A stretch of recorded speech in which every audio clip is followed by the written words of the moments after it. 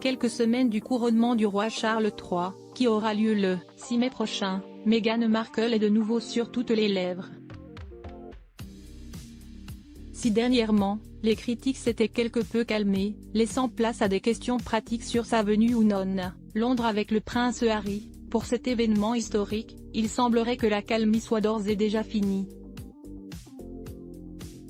Et pour cause, selon le Daily Mail, des discussions sur le fait de retirer à Harry son titre de duc de Sussex ont eu lieu au plus haut niveau et des assistants principaux ont même plaisanté en disant qu'il était l'otage de sa femme Meghan Markle.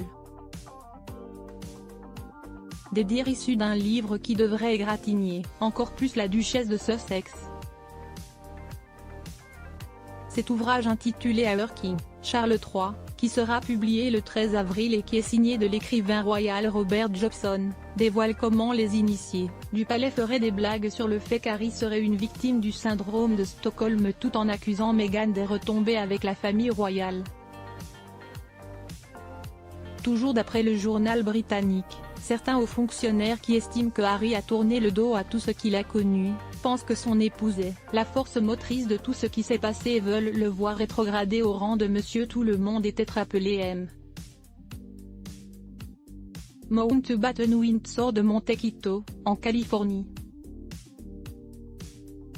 Kate Middleton face à Harry et Meghan, l'une des choses les plus difficiles d'après ce nouveau livre, Our King, Charles III, le souverain n'était pas en faveur de la suppression du titre royal de Harry et a clairement un amour sans faille pour son fils, mais cela ne l'a pas empêché de prendre la décision de ne pas autoriser Meghan à accompagner Harry à Balmoral lorsque la famille s'est réunie après la mort de la reine Elisabeth II.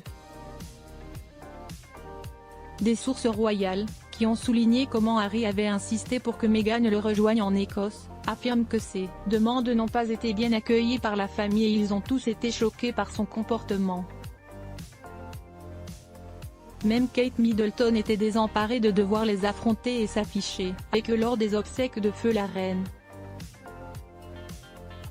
La princesse de Galles aurait ainsi déclaré que sa promenade à Windsor avec le couple Sussex après la mort d'Elisabeth II a été l'une des choses les plus difficiles qu'elle ait jamais eu à faire, comme le révèle le Daily Mail qui a dévoilé des extraits du livre déjà très attendu. Ce qui est sûr, c'est que le monarque est aujourd'hui attristé par le fossé qui s'élargit entre lui et Harry, affirme Robert Jobson, ajoutant que Charles souhaiterait plus que tout pouvoir voir davantage de ses petits-enfants, Archie, 3 ans et Lilibet, 1 an.